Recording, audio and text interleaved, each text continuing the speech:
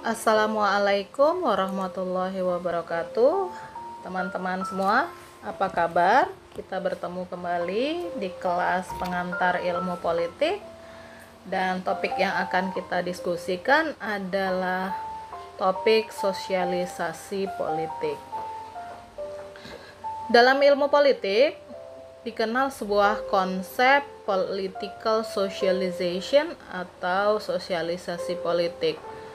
Konsep ini sering dijadikan pijakan untuk mengkaji bagaimana pembelajaran politik seseorang sudah dimulai dari tahap yang sangat dini, yaitu di masa anak-anak.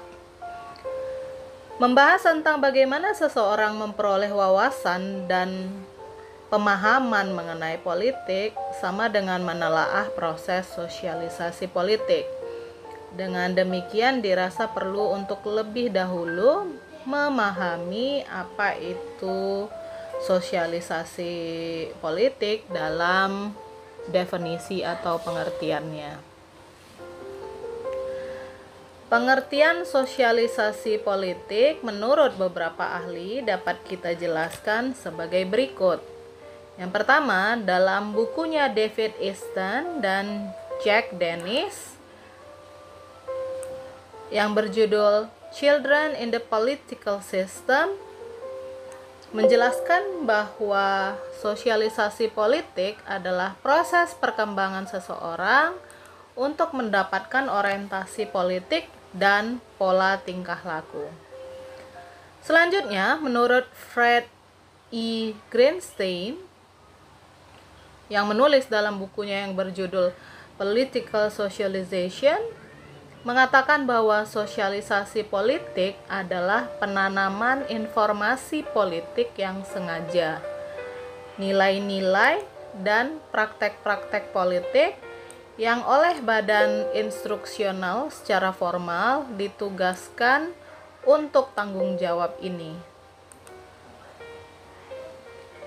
Kemudian, yang ketiga menurut R.S. Signal mengatakan bahwa sosialisasi politik adalah proses pembelajaran yang terkait dengan norma politik yang dapat dialihkan dari satu generasi ke generasi berikutnya untuk menerima suatu sistem politik yang sedang berlangsung. Terakhir, dalam bukunya berjudul Mass Communication, Theories and Research, Robinson yang selanjutnya ditulis oleh Alexis Tan mengatakan bahwa sosialisasi politik merupakan proses perubahan perilaku yang berhubungan erat dengan proses belajar. Berdasarkan arti sosialisasi di atas, disimpulkan bahwa dalam membentuk sikap dan perilaku politik melalui proses belajar melalui transformasi nilai-nilai. Dalam mengembangkan nilai-nilai pribadi politik individu dan keyakinannya dalam sistem politik, maka pengaruh lingkungan akan mendominasi sikap politik pemula. Sistem politik di suatu negara akan berpengaruh terhadap kepribadian politik warga negaranya. Mengutamakan kepentingan demi keutuhan bangsa, maka untuk itu, sosialisasi dalam sistem politik di sebuah negara melingkupi keseluruhan kelompok politik, individu, dan wilayah etnis dan agama.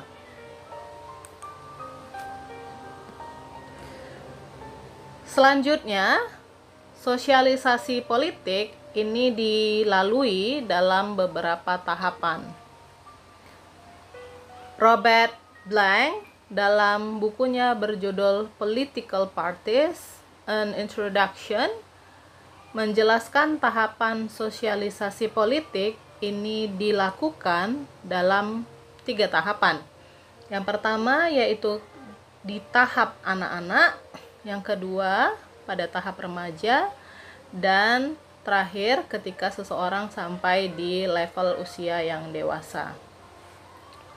Pada masa anak-anak, sebagai tahap awal kehidupan seseorang, Sosialisasi politik lebih menekankan pada upaya membentuk loyalitas politik.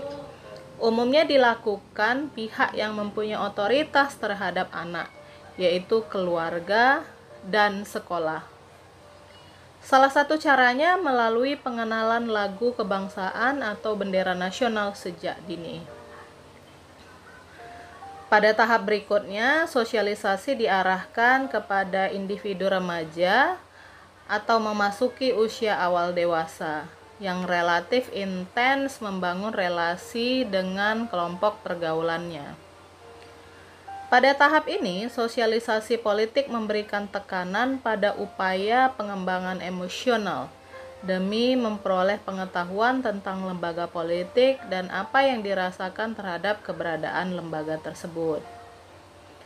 Kelompok pergaulan sebagai pihak yang melakukan sosialisasi mempunyai kedudukan sederajat dengan sasaran sosialisasi. Pada tahap akhir, yaitu ketika individu dewasa, proses sosialisasi ditandai dengan adanya pengaruh kebijakan dan peristiwa tertentu pada individu yang menjadi target sosialisasi. Selain masih berperannya kelompok pergaulan dalam proses ini, pengalaman politik yang dimiliki seseorang dapat pula memberi pengaruh kepada mereka.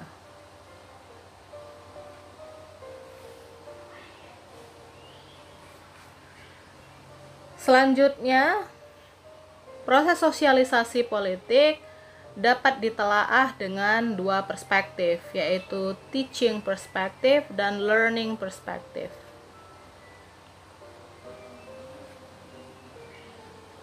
Teaching perspective merujuk pada proses seseorang yang diberi sosialisasi. Sikapnya pasif karena hanya diajari atau menerima materi sosialisasi tanpa menunjukkan respon kembali.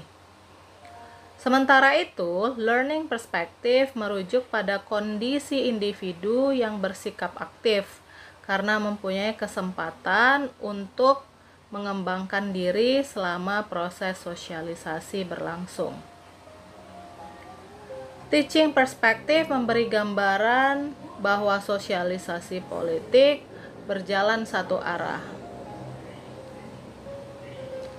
Sementara pada learning perspective menggambarkan seseorang yang secara aktif menerima materi sosialisasi, namun pada saat yang bersamaan juga diberi ruang untuk menolak atau mengkritisi materi yang disampaikan melalui sosialisasi politik tersebut.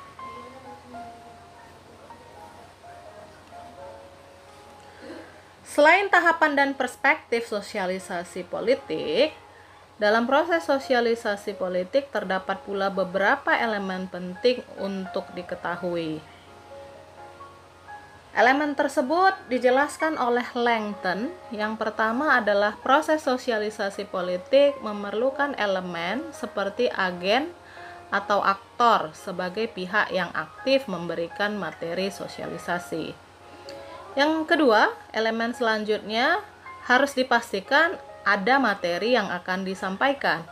Materi atau isi yang dimaksud tidak melulu soal politik, tapi bisa juga mengenai hal lain, asalkan mampu mempengaruhi sikap dan perilaku individu terhadap politik. Ketiga, yang terakhir, elemen tersebut harus ada interaksi antara agen dengan target sosialisasi.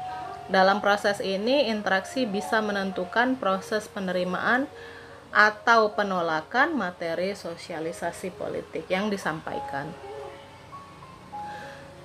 Memperkuat pendapat yang disampaikan oleh Langton mengenai elemen sosialisasi politik, selanjutnya Lasswell memperkuat dengan pernyataannya yang mengatakan bahwa dalam proses sosialisasi politik perlu memperhatikan faktor who learns what, from whom, under what circumstances, and with what effect.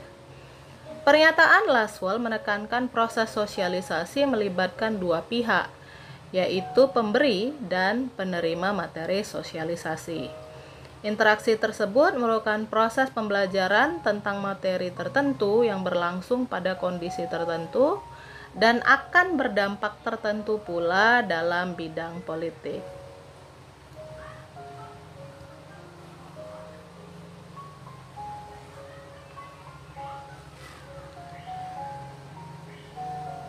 Selanjutnya, seperti yang dijelaskan pada bagian sebelumnya, salah satu elemen penting dari sosialisasi politik adalah keberadaan agen atau aktor yang melakukan proses sosialisasi politik.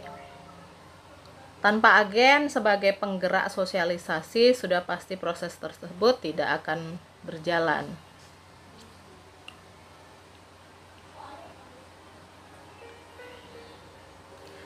Yang dimaksud dengan agen atau aktor dalam sosialisasi politik tidak dimaknai sebatas individu saja.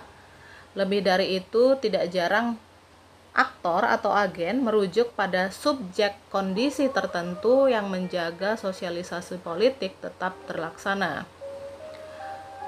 Merujuk pada hasil penelitian para ilmuwan politik, agen atau aktor tampil dalam wujud keluarga, lembaga pendidikan, baik tingkat yang tinggi, rendah, dan menengah, kemudian dalam wujud kelompok pergaulan, lingkungan pekerja, media massa, dan kontak-kontak politik langsung. Dalam prosesnya, umumnya proses sosialisasi politik ini melibatkan lebih dari satu agen atau agen tunggal.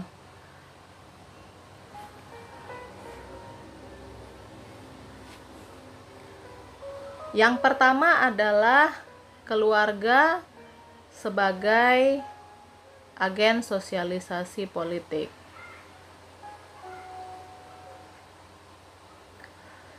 Keluarga merupakan agen yang pertama kali dijumpai oleh mereka yang mengalami sosialisasi. Hal ini karena secara sosiologis, keluarga adalah kelompok sosial pertama yang dihadapi seseorang dalam menjalin interaksi. Ayah, ibu, dan saudara-saudara kandung atau kerabat dekat lainnya merupakan orang-orang yang pertama kali ditemui, dan dengan mereka pula kontak sosial terjalin untuk pertama kalinya.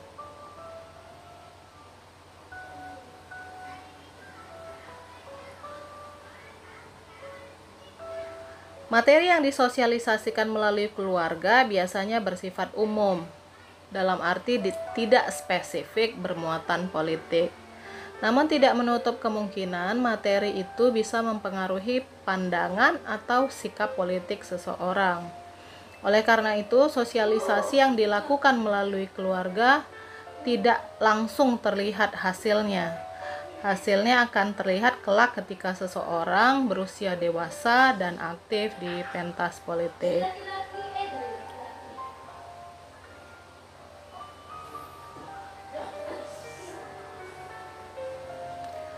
Selanjutnya, peran yang kedua yang juga tidak kalah penting adalah peran sekolah.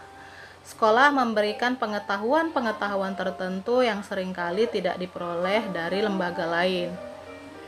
Melalui kurikulum dan peran para guru, hal ini akan membentuk sikap maupun pandangan bagi muridnya tentang kehidupan, pengetahuan sosial, ekonomi, dan politik.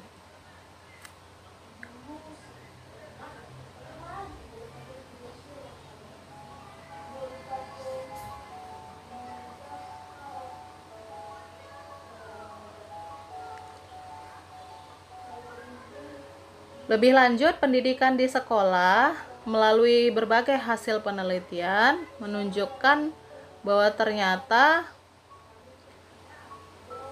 pendidikan di sekolah mampu memberikan kompensasi bagi kegagalan sosialisasi politik oleh keluarga.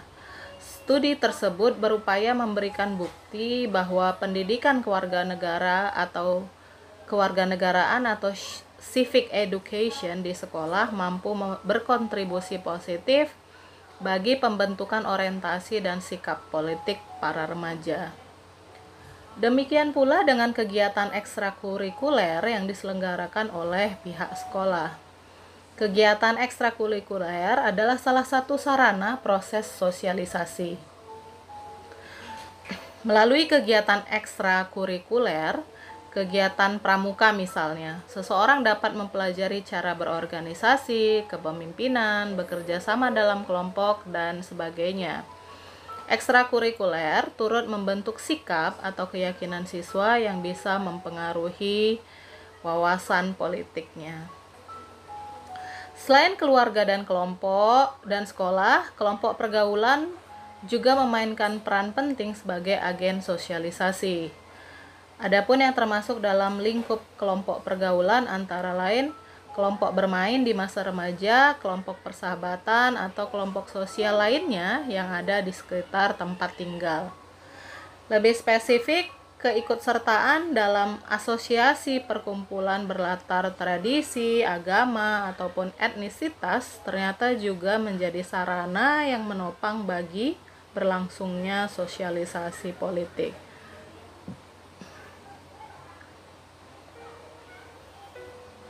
Dalam kelompok pergaulan, setiap individu berinteraksi dan menyesuaikan pendapat pribadi dengan pendapat kelompoknya.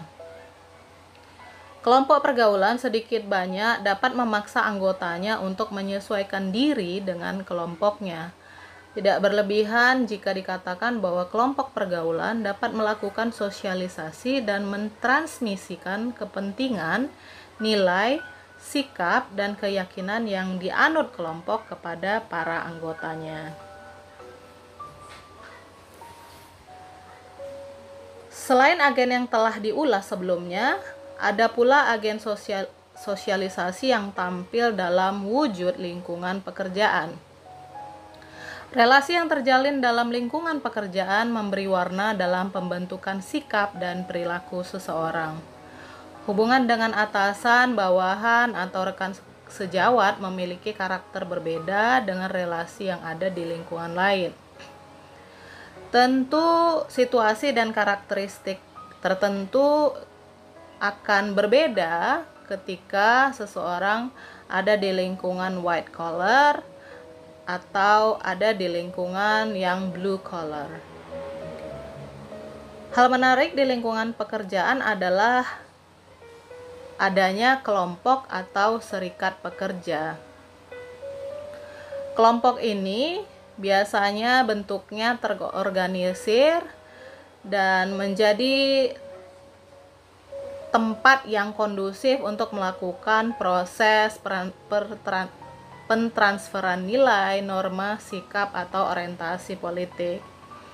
Oleh karena itu, lingkungan ini berperan dalam proses sosialisasi politik. Sebagai kelompok yang terorganisir, fungsi utama dari agen ini adalah untuk memperjuangkan aspirasi dan kepentingan anggota ketika berhadapan dengan instansi tempatnya bekerja. Selain itu, media massa juga merupakan agen sosialisasi politik. Wujudnya dapat berupa media cetak seperti surat kabar dan majalah, media elektronik seperti radio atau televisi, dan terutama media sosial. Media basa dapat setiap saat menyalurkan beragam informasi ke masyarakat, termasuk yang bermuatan politik. Media sosial seperti Facebook, Twitter, Instagram, dan lain-lainnya ini bisa dengan cepat membawa informasi berbau politik sekaligus melakukan sosialisasi.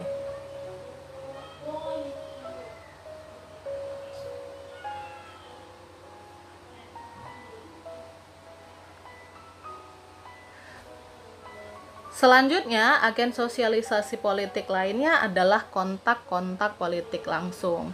Maksudnya, dalam hal ini terdapat sentuhan yang berkaitan langsung dengan politik, disadari atau tidak, seseorang mengalami proses sosialisasi politik. Sebagai contoh, mengikuti pemilihan presiden, kepala daerah, atau anggota legislatif merupakan sosialisasi politik melalui kontak langsung.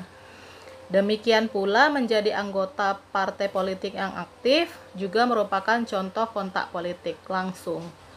Sebagai aktivis partai, seseorang akan mengalami banyak peristiwa politik, tidak hanya berhadapan dengan aktivis partai lain sebagai lawan politiknya, tetapi juga tidak jarang berlawanan dengan sesama anggota partai. Pengalaman tersebut membuat seseorang akan mengalami sosialisasi politik. Pada umumnya, proses sosialisasi politik melalui kontak politik langsung lebih banyak dialami oleh individu yang telah menginjak usia dewasa.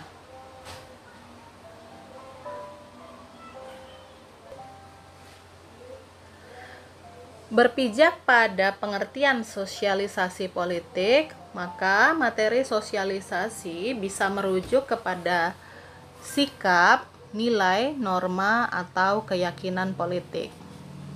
Menurut Alman, materi sosialisasi dapat dibedakan menjadi materi manifest dan laten.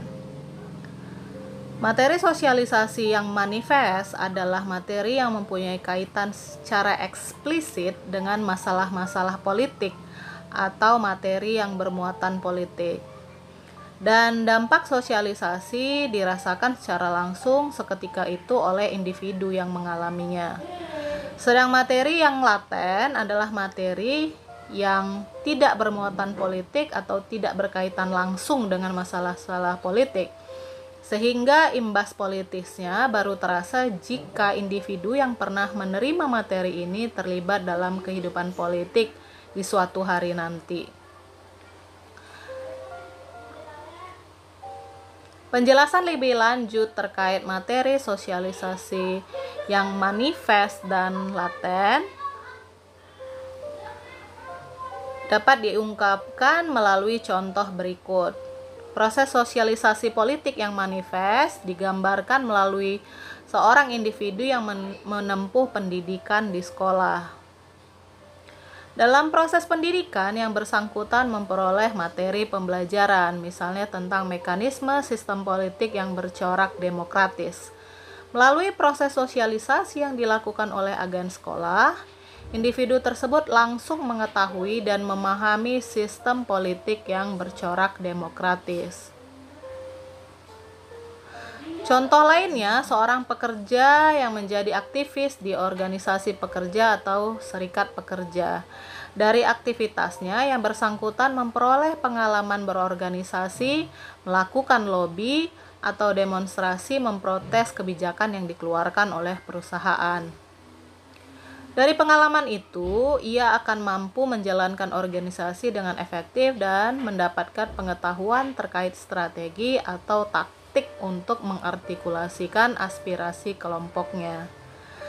Sebaliknya, proses sosialisasi politik yang laten digambarkan melalui contoh seorang anak yang dididik disiplin, tegas, dan keras. Orang tuanya selalu menekankan pentingnya disiplin dalam waktu belajar, makan, dan tidur. Anak harus patuh dan tidak boleh membantah perintah orang tua. Jika aturan dilanggar, maka si anak akan mendapatkan sanksi. Disadari atau tidak, proses sosialisasi sedang berlangsung di keluarga tersebut. Si anak yang terkena sosialisasi tidak merasakan sentuhan apalagi pengetahuan politik. Ia hanya memahami bahwa hidup harus jalani dengan disiplin. Dampak politik baru akan muncul jika kelak ia terjun di panggung politik. Kecenderungannya adalah ia akan menjadi politisi yang kurang demokratis atau bahkan otoriter. Contoh lainnya, sebagaimana umumnya individu berusia remaja, seorang anak relatif intens berinteraksi dengan kelompok pergaulannya. Kelompok pergaulan ini menekankan pentingnya kebersamaan di antara para anggotanya dan menghormati pendapat teman, walaupun sebenarnya tidak setuju. Proses sosialisasi melalui kelompok pergaulan ini menyampaikan materi yang tidak bermuatan politik. Remaja yang tergabung dalam kelompok ini tidak merasa ada sentuhan politik dari pengalaman yang diperolehnya. Dampak politik tidak dirasakan saat itu juga. Dampaknya baru terasa nanti apabila remaja tersebut berkecimpung di dunia politik. Dari proses sosialisasi seperti itu, kelak di kemudian hari mereka cenderung menjadi politisi yang demokratis. Lebih lanjut, Ronald Chilcot dalam bukunya yang berjudul Theories of Comparative, The Search for a Paradigm, menjelaskan bahwa materi sosialisasi dapat dikelompokkan menjadi 3 tipe, yaitu cognitive socialization, affective socialization, dan evaluative socialization. Cognitive socialization berkaitan dengan bagaimana pengetahuan tentang struktur dasar dan kaidah politik mampu diterima oleh seseorang. Contohnya bagaimana seseorang dapat mengetahui tentang presiden, lembaga legislatif, atau mahkamah agung di negaranya. Sedangkan materi yang berhubungan dengan affective socialization adalah proses seseorang yang pernah mendapat sosialisasi politik mampu mengembangkan sikap untuk menyetujui atau menolak objek politik tertentu. Misalnya, setuju atau tidak dengan pemimpin politik, lembaga-lembaga pemerintah, sistem politik, atau hasil kebijakan yang telah diputuskan. Terakhir, materi evaluative socialization berhubungan dengan proses seseorang yang terpapar sosialisasi politik dapat menerima pertimbangan dan berpendapat tentang sistem politik atas dasar beberapa kriteria moral.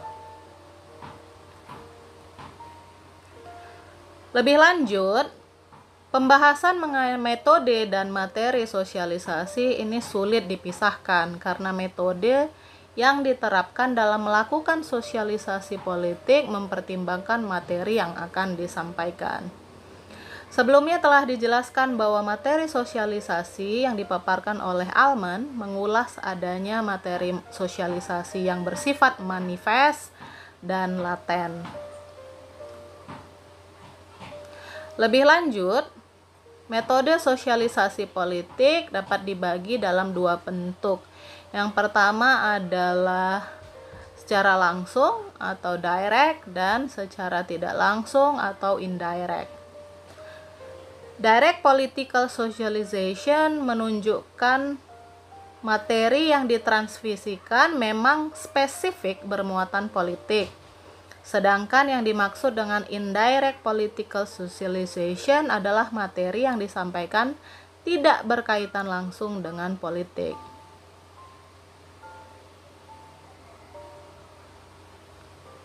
Lebih lanjut, sosialisasi politik dilakukan dengan metode langsung dapat dipilah menjadi 4 jenis, yaitu imitation atau imitasi, anticipatory political socialization atau sosialisasi politik antisipatoris, political education atau edukasi atau pendidikan politik, dan terakhir adalah political experiences.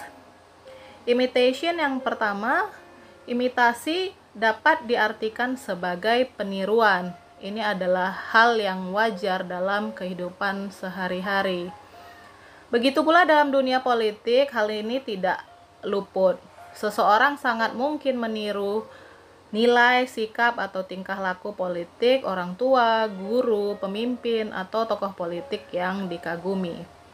Seorang anak bisa mengidentifikasikan dirinya dengan partai politik tertentu karena orang tuanya menjadi anggota, aktivis partai, atau simpatisan partai politik tersebut.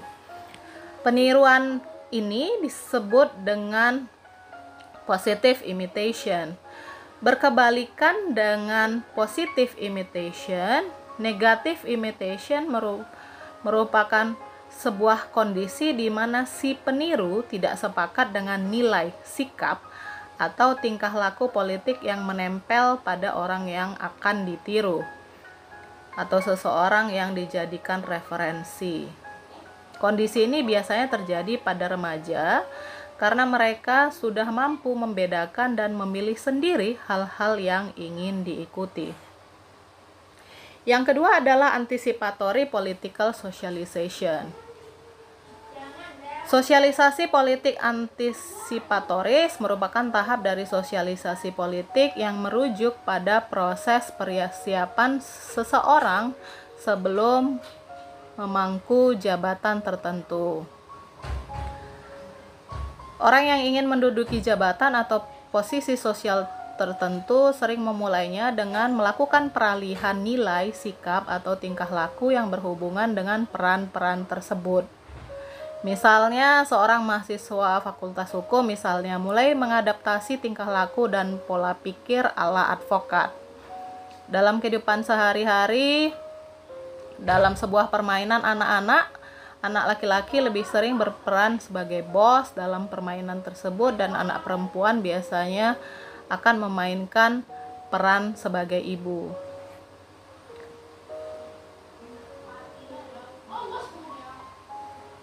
Yang ketiga adalah political education. Pendidikan politik adalah upaya nyata untuk mentransmisikan nilai, sikap, dan orientasi politik. Kegiatan ini dapat diselenggarakan melalui berbagai macam agen sosialisasi seperti keluarga, sekolah, partai politik, dan sebagainya. Melalui pendidikan politik, anggota masyarakat diharapkan menyadari hak dan kewajiban politiknya sebagai warga negara. Dan yang terakhir adalah political experiences. Selayaknya pengalaman pada umumnya, pengalaman politik merupakan guru yang terbaik bagi setiap individu untuk memengaruhi kehidupan di masyarakat. Pengalaman hidup seseorang tentunya tidak sama dengan pengalaman hidup orang lain.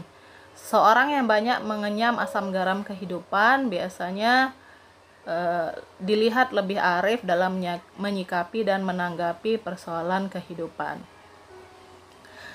Sama halnya dalam kehidupan politik, di panggung politik, orang yang sering terlibat di arena politik tertentu mempunyai pengalaman politik yang banyak dan lengkap dibandingkan dengan orang yang jarang terlibat. Beragam pengalaman politik yang dimiliki pasti akan mempengaruhi sikap atau orientasi seseorang terhadap sistem politik yang berlangsung. Lebih lanjut, proses sosialisasi politik tidak langsung dibagi menjadi 3 tahapan. Yang pertama, interpersonal transference.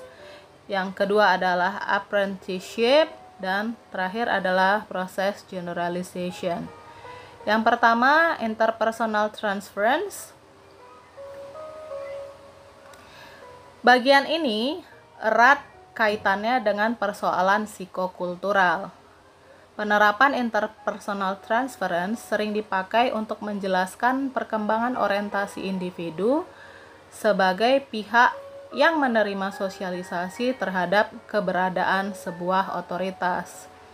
Diasumsikan bahwa orientasi seseorang terhadap otoritas politik berakar pada kontak paling awal yang dijalaninya dengan pemegang otoritas non-politik, yaitu orang tua dan guru.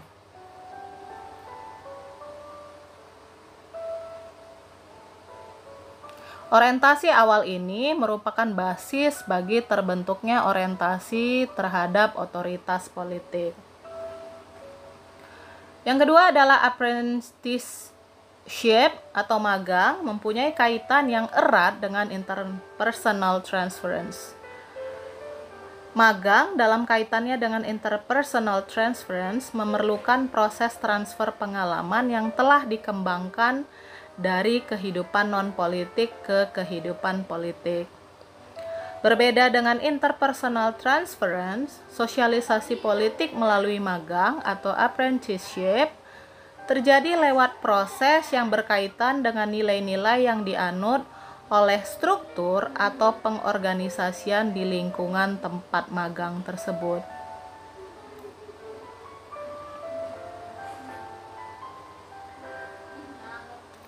Ringkasnya, melalui proses magang atau apprenticeship, Seseorang memperoleh pengetahuan, keterampilan, bahkan nilai yang dapat digunakan dalam kehidupannya di pentas politik atau ketika mengambil keputusan. Tidak berlebihan jika dinyatakan bahwa magang adalah proses individu untuk menimba pengalaman. Semakin banyak pengalaman yang diperoleh, maka akan semakin menguntungkan bagi yang bersangkutan. Banyaknya pengalaman yang dimiliki membuat seseorang mempunyai referensi sebagai basis dan bahan pertimbangan untuk menjalankan peran politik. Yang terakhir adalah proses generalization atau generalisasi, berkaitan erat dengan proses yang dibahas sebelumnya. Namun, dalam generalisasi berlangsung perluasan nilai-nilai sosial terhadap objek politik. Artinya, pandangan yang dimiliki seseorang yang berakar pada nilai-nilai sosial ditanamkan pada seluruh sistem keyakinan yang dimiliki, termasuk keyakinan politik. Nilai, sikap, atau keyakinan dan pandangan yang bersifat umum dan non-politik ditanamkan menjadi keyakinan yang kemudian menjadi basis untuk melakukan penilaian politik. Sehubungan dengan hal ini, patut diperhatikan bahwa proses sosialisasi dalam bentuk generalisasi ini sering mengemukakan asumsi yang menyamaratakan penilaian, mengandung stereotip atau stigmatisasi. Tidak berlebihan bila dinyatakan bahwa proses generalisasi ini membentuk pandangan politik bagi setiap individu. Pandangan politik inilah yang nantinya akan ditanamkan pada seluruh sistem keyakinan yang dimiliki individu. Penanaman pandangan politik ke semua sistem keyakinan merupakan hal penting, mengingat beragamnya subkultur di masyarakat. Pandangan politik yang dimiliki oleh suatu kelompok masyarakat mempunyai corak tersendiri berdasarkan budayanya. Demikian penjelasan untuk materi sosialisasi politik. Semoga teman-teman dapat memahami dan mengambil manfaatnya. Sampai bertemu di diskusi materi lainnya di kelas pengantar ilmu politik. Terima kasih. Assalamualaikum warahmatullahi wabarakatuh.